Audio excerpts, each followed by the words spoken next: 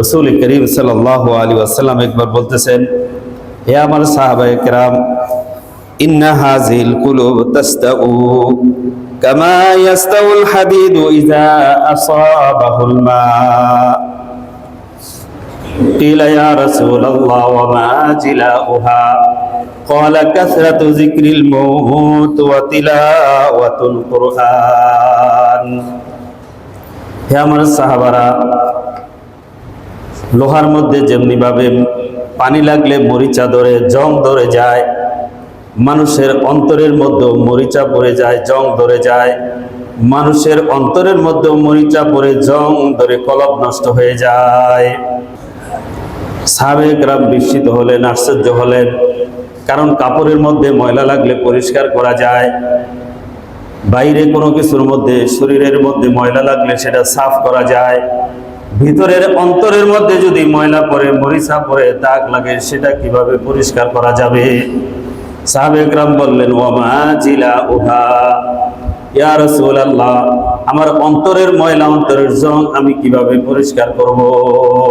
রাসূল করিম সাল্লাল্লাহু আলাইহি ওয়াসাল্লাম বললেন, কাসরাতু যিকরিল মাউত ওয়া তিলাওয়াতুল কুরআন, বেশি বেশি মৃত্যুকে স্মরণ করো, কুরআনুল কারীমের তেলাওয়াত করো, আল্লাহর জিকির করো। এই জিকির তোমার অন্তরের ময়লাকে, অন্তরের দাগকে সাফ করে দিবে।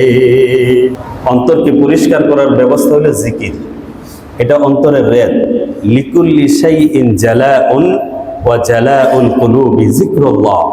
প্রত্যেক জিনিসের একটা পরিষ্কার করার ব্যবস্থা থাকে, তা উজ্জ্বল করার, ঘষে মেজে সাফ করার ব্যবস্থা থাকে। আর অন্তরকে সাফ করার রেত হইল জিকির। জিকির ছাড়া অন্তর মরে যায়, জিকির ছাড়া অন্তর অকিজু হয়ে যায়। এই জন্য আল্লাহ বলছেন, লাহুম কুলুবুন লা ইয়াফকাহুনা বিহা, তাদের অন্তর আছে, অন্তর দিয়ে তারা চিন্তা করে না, অন্তর দিয়ে বুঝে না। লাহুম আযানুন লা ইয়াসমাউনা বিহা, তাদের কান আছে, এই কান দিয়ে শোনে না। ওয়ালাহুম আয়ুনুন লা ইউসিরুনা বিহা, তাদের চোখ আছে, চোখ দিয়ে দেখে না। চোখ থাকতেও অন্ধ, কান থাকতেও বধির, অন্তর থাকতেও মরাদিল। এরকম যাদের অবস্থা, উলাইকা কাল আনআম, আল্লাহ বলেন অন্তর মরে যাওয়ার পরে ওই মানুষগুলো আর মানুষ নাই। উলাইকা কাল আনআম, যারা চতুষ্পদ জন্তু হয়ে গেছে। আনআম শব্দের অর্থ হলো চতুষ্পদ জন্তু, তারা হাইওয়ান, পশুতে পরিণত হয়ে গেছে। বাল হুম আদাল, বরং কোন কোন ক্ষেত্রে এই মানুষ মনুষ্যত্ব হারিয়ে এর চেয়ে জঘন্য, এর চেয়ে নিকৃষ্ট, এর চেয়ে হীন, এর চেয়ে অপদার্থ হয়ে গেছে। আজকে মানুষের মধ্যে যে পশুর আচরণ, হিংস্র আচরণ, মারামারি, দলাদলি যা আমরা দেখি, এর প্রধান কারণ মানুষ জিকির ছাড়া অন্তরকে পশু বানিয়ে ফেলছে। ভিতর থেকে সে পশু হয়ে গেছে। দেখতে মানুষ আছে, কিন্তু ভিতরের দিক থেকে সে আর মানুষ নাই। সুরতের নাম মানুষ না, অন্তরের নাম মানুষ। যেন কবি বলেন, গর্ব সুরত আদমি ইনসাবুদে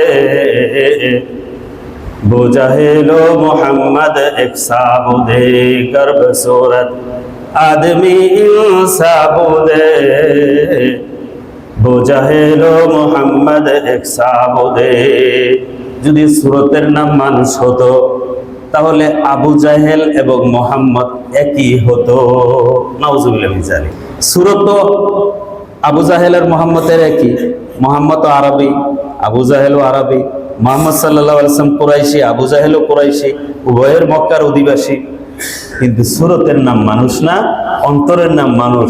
সেই অন্তরের ব্যবধানে সেই কোথায় আবু জাহেল আর কোথায় হইল কি মুহাম্মদ সাল্লাল্লাহু আলাইহি ওয়াসাল্লাম। কুজা ঈসা, কুজা দাজ্জালিনা পাক। তো মানুষ সুরতের নাম মানুষ না, মানুষ হলো কি অন্তরের নাম। আমরা জিকির ছাড়া এই অন্তরকে মেরে ফেলে আমরা বাহ্যিকভাবে মানুষ থাকলেও অনেকে ভিতরের দিক থেকে অমানুষ বা পশুতে রূপান্তরিত হয়ে গেছে। দিল্লি জামি মসজিদে এক বুজুর্গের ওয়াকিয়া পড়ছে, উনি নামাজের পরে ওনার যে লাঠি ছিল, বুড়া মানুষ, লাঠি দিয়ে সমানে চতুর্দিক মানুষের বাড়ি শুরু করছে। এমন বাড়ি দিতে মানুষ ছুটাছুটি দৌড়ে মসজিদে পালানো শুরু করছে। সবাই ওনারা যখন উনি একটু ঠান্ডা হয়েছে, আস্তে আস্তে কাছে আসছে, যে হুজুর আপনি এরকম করলেন কেন? নামাজের পরে মানুষ মুসল্লিকে সব বাড়ি শুরু করছে, মানুষে মারলাম কোথায়? আমি নামাজ পড়ে সালাম ফিরে দেখি পুরা মসজিদে সাপ, কুকুর, বিড়াল, বেজি, বিভিন্ন হিংস্র জন্তুতে মসজিদ ভরে গেছে। আমি ওগুলানকে মারছি, আমি তো মানুষ দেখি নাই, এক দুইটা মানুষ দেখছি। মানে কোনো সময় বুজুর্গদের কাশফ খুলে যায়, কাশফ খুললে আল্লাহর ওলিরা হাকিকত দেখে ফেলেন। তো ওই সময় ওই বুজুর্গের কাশফ খুলে গেছে নামাজের পরে। মসজিদে নামাজ পড়তে আসছে বটে, যেগুলা নামাজ মানুষের শুরুতে আসছে আসলে ভিতর থেকে এগুলা বেশিরভাগই মানুষ না, যার কারণে উনি ওই আসল সুরত ওনার সামনে বাইসা ওঠার কারণে এগুলোকে বাই শুরু করছেন, সবাই ছুটাছুটি শুরু করছে।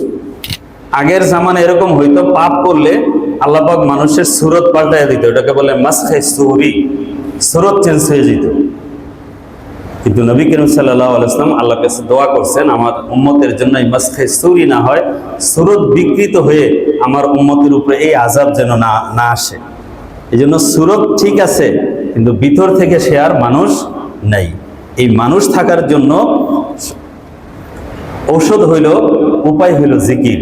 যার অন্তরে জিকির নাই সে মানুষ নাই। এই জন্য আবু বকর রাদিয়াল্লাহু তাআলা আনহু থেকে বর্ণিত যে হাদিস আপনাদের সামনে পড়েছি, মাসালুল্লাযী ইয়াযকুরু রাব্বাহ মাসালুল্লাযী ইয়াযকুরু রাব্বাহু ওয়াল্লাযী লা ইয়াযকুরু রাব্বাহ মাসালুল হাইয়্যি ওয়াল মাইয়িত। যে ব্যক্তি আল্লাহর জিকির করে আর যে ব্যক্তি আল্লাহর জিকির করে না, এই দুয়ের উদাহরণ হইল জীবিত এবং মৃত। যে জিকির করে সে জীবিত, যে জিকির করে না সে আসলে মৃত।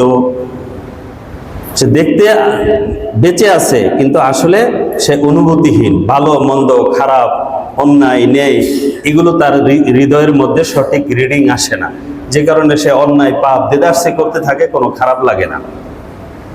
খাতামাল্লাহু আলা কুলুবিহিম ওয়া আলা সামঈহিম ওয়া আলা আবসারিহিম গিশাওয়া।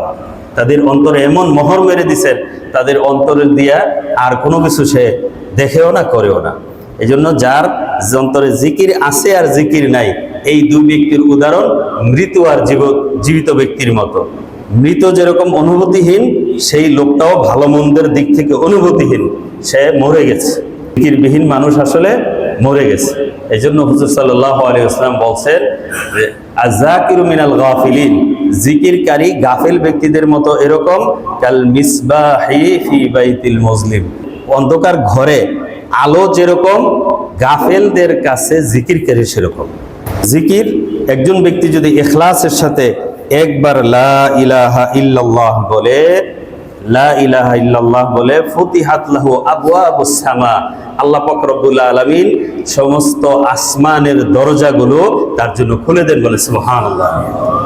জিকিরের অসংখ্য ফজিলত, কয়টা বলবো, দুই একটা যতটুকু সম্ভব হয় বলি। আরেকটা হাদিস আবু দারদা রাদিয়াল্লাহু তাআলা আনহু থেকে বর্ণিত এক হাদিস। হুজুর আকরাম সাল্লাল্লাহু আলাইহি ওয়াসাল্লাম বলেন, আলা উনাব্বিউকুম বিখাইরি আমালিকুম ওয়া আজকাহা ইনদা মালিকিকুম। হে আমার সাহাবে কেরাম, আমি কি তোমাদেরকে তোমাদের আমলের মধ্যে শ্রেষ্ঠ আমলটা বলে দিব নাকি? ওয়া আজকাহা ইনদা মালিকিকুম, এবং তোমার মালিকের কাছে তা অত্যন্ত অত্যন্ত পবিত্র এমন একটা আমল তোমাদেরকে আমি বলবো কিনা? ওয়া আরফাইহা ফি দারাজাতিকুম, তোমাদের মর্যাদা বৃদ্ধির জন্য, অনেক উপরের মর্যাদায় তোমাদেরকে নিয়ে যাওয়ার জন্য সহায়ক সেই আমল। ওয়া খায়রিল লাকুম মিন ইনফাকিজ যাহাবি ওয়াল ওয়ারিকি, তোমরা যে স্বর্ণ রূপা দান করো আল্লাহর রাস্তায়, স্বর্ণ, অগাধ স্বর্ণ এবং রূপা দান করার চেয়েও শ্রেষ্ঠ সেই আমল। ওয়া খায়রিল লাকুম মিন আন তালকাউ আদুওয়াকুম ফাতাদরিবু আ'নাকাহুম ওয়া ইয়াদরিবু আ'নাকাকুম, তোমরা শত্রুর বিরুদ্ধে যে জিহাদ করো, লড়াই করো, তোমরা তাদেরকে মারো, তারা তোমাদেরকে মারে, এই যে যুদ্ধের ময়দানে জীবন বিলিয়ে দিয়ে লড়াই করো, সেই লড়াই করার চেয়েও শ্রেষ্ঠ। সাহাবায়ে কেরাম বলেন, ক্বালু বালা, হে আল্লাহর রাসূল, অবশ্যই আপনি আমাদেরকে সেই আমলটা বলে দেন। ক্বালা জিকরুল্লাহ, ক্বালা জিকরুল্লাহ, সেই আমলটি হলো, সেই শ্রেষ্ঠ আমলটি হলো আল্লাহর জিকির। তোমাদের জেহাদের চেয়ে, শত্রুর মোকাবেলায় জেহাদ করো, এই জেহাদের চেয়ে, আল্লাহর রাস্তায় স্বর্ণরূপা টাকা পয়সা দান করো, এই দানের চেয়ে, তোমরা যত আমল করো সমস্ত আমলের চেয়ে শ্রেষ্ঠ আমল হলো আল্লাহর জিকির।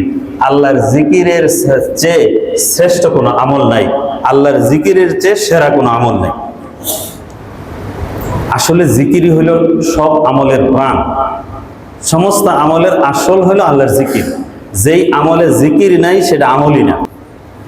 এই জন্য হুজুর সাল্লাল্লাহু আলাইহি ওয়াসাল্লাম বলেছেন, লা সালাতা ইল্লা বিহুজুরিল কলব। যার অন্তর উপস্থিত হয় নাই, আল্লাহর সামনে নিজেকে হাজির করতে পারে নাই, এই উঠা বসা নামাজ না, এটা নামাজই না। এক সাহাবী হুজুর আকরাম সাল্লাল্লাহু আলাইহি ওয়াসাল্লামকে জিজ্ঞেস করছেন, আন্না রাজুলান সাআলা রাসূলুল্লাহ সাল্লাল্লাহু আলাইহি ওয়াসাল্লাম আইয়ুল জিহাদি আ'যামু আজরা। হে আল্লাহর রাসূল, কোন জিহাদ শ্রেষ্ঠ? জিহাদের মধ্যে শ্রেষ্ঠ জিহাদ কোনটাকে বলা হবে? রাসূল সাল্লাল্লাহু আলাইহি ওয়াসাল্লাম বললেন, আকসারুহুম লিল্লাহি তাবারাকা ওয়া তাআলা যিকরা। ওই জিহাদ শ্রেষ্ঠ যে জিহাদের মধ্যে আল্লাহর জিকির বেশি করা হয়। আবার জিজ্ঞেস করলেন, আইয়ু সাইমি আ'যামু আজরা। কোন রোজা আল্লাহর কাছে শ্রেষ্ঠ? নবী করিম সাল্লাল্লাহু আলাইহি ওয়াসাল্লাম উত্তর দিলেন, আকসারুহুম লিল্লাহি তাবারাকা ওয়া তাআলা যিকরা। যেই রোজার মধ্যে আল্লাহকে বেশি স্মরণ করা হয় ওই রোজা হলো শ্রেষ্ঠ। এইভাবে সাহাবে কেরাম প্রত্যেকটা আমল, ওই সাহাবী প্রত্যেকটা আমলকে উল্লেখ করে নবীর কাছে জিজ্ঞেস করছেন, আইয়ু সালাতি আ'যামু আজরা। হে নবী, শ্রেষ্ঠ নামাজ কোন নামাজ? নবী করিম সাল্লাল্লাহু আলাইহি ওয়াসাল্লাম বলেছেন, আকসারুহুম লিল্লাহি তাবারাকা ওয়া তাআলা যিকরা। যেই নামাজে আল্লাহকে বেশি স্মরণ করা হয়, বেশি জিকির করা হয়, ওই নামাজ হলো শ্রেষ্ঠ। আইয়ু যাকাতি আ'যামু আজরা। ওই সাহাবী আবার জিজ্ঞেস করছেন, কোন যাকাত উত্তম? নবী করিম সাল্লাল্লাহু আলাইহি ওয়াসাল্লাম বলেছেন, আকসারুহুম লিল্লাহি তাবারাকা ওয়া তাআলা যিকরা। যেই যাকাতের ক্ষেত্রে আল্লাহকে স্মরণ করে দেওয়া হয় সেই যাকাত শ্রেষ্ঠ। এভাবে আবার জিজ্ঞেস করছেন, আইয়ুল হাজ্জি আ'যামু আজরা।